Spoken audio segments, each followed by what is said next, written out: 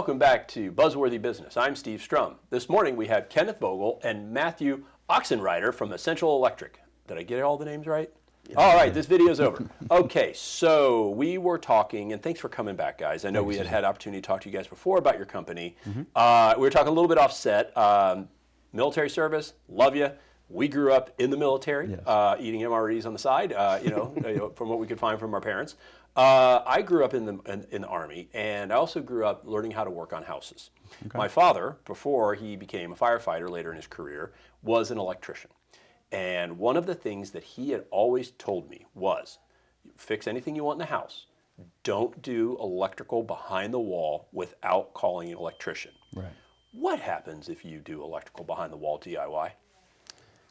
There's numerous things. You Besides the whole darn thing burns. Yeah, unless you're trying to do a fancy towel warmer on the wall or something. I mean, you could catch fire, burn up a lot of equipment. People don't understand that if they wire something wrong. I had a friend just do a ceiling fan by himself and burn it up. Brand new $300 ceiling fan. And I'm thinking the insurance companies probably don't like that. They don't. Right. Yeah. And when that insurance company doesn't like something, generally they may not cover it. So you guys are growing. Your business is growing. The last time you guys were here, we talked about some of what you're doing, expansion, rolling more trucks, that kind of stuff. And from that growth, you have to assume that you're doing a great job. You guys have to be, serving clients, getting more clients. Obviously, you need to roll more trucks, then you're doing something right.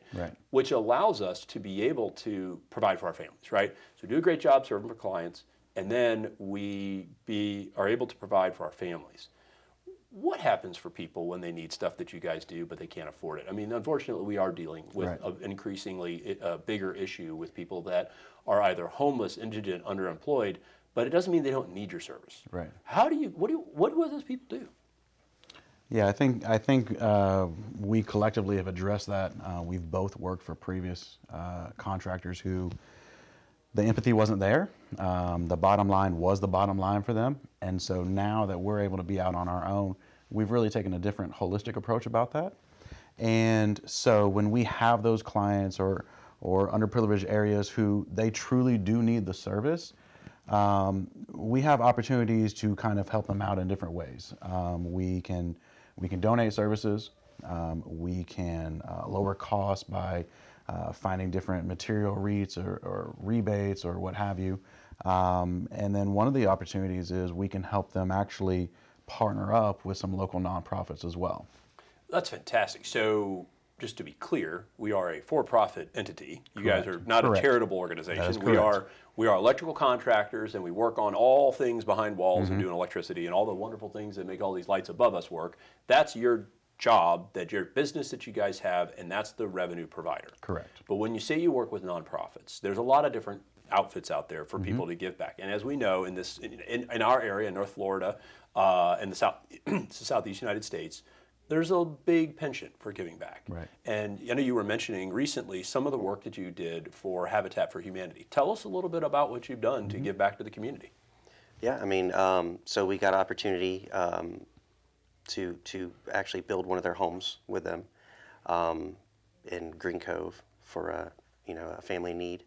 And it went so well, and they were so happy that I think they have like 8 more down the pipeline that we're going to be able to jump on here pretty quickly. But yeah, it was just basically they had other contractors that were doing it for them previously, and they didn't feel they were getting a good return on what they were given, and having a lot of issues. And they gave us an opportunity, and we jumped at it just to be able to give back to the community.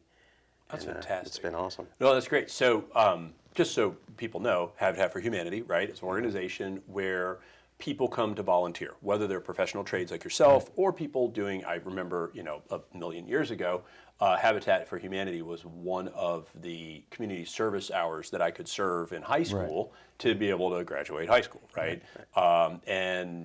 But of course you don't want a 16-year-old, person slinging roofing tiles that has absolutely no idea what they're doing. I was relegated, I think, to removing nails. I was going to pull all the nails that were, not working right.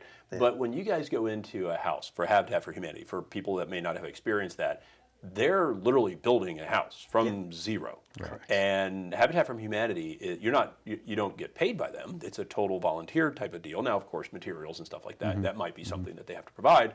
But when you go into a house and you're doing something like that for charity work, that's got to be fulfilling, obviously, from just, hey, you know what, we're giving back to the community. Maybe not, it's not always about the bottom line, Right. but it's also about giving back because we work hard, right? You are in your world doing electrical contracting.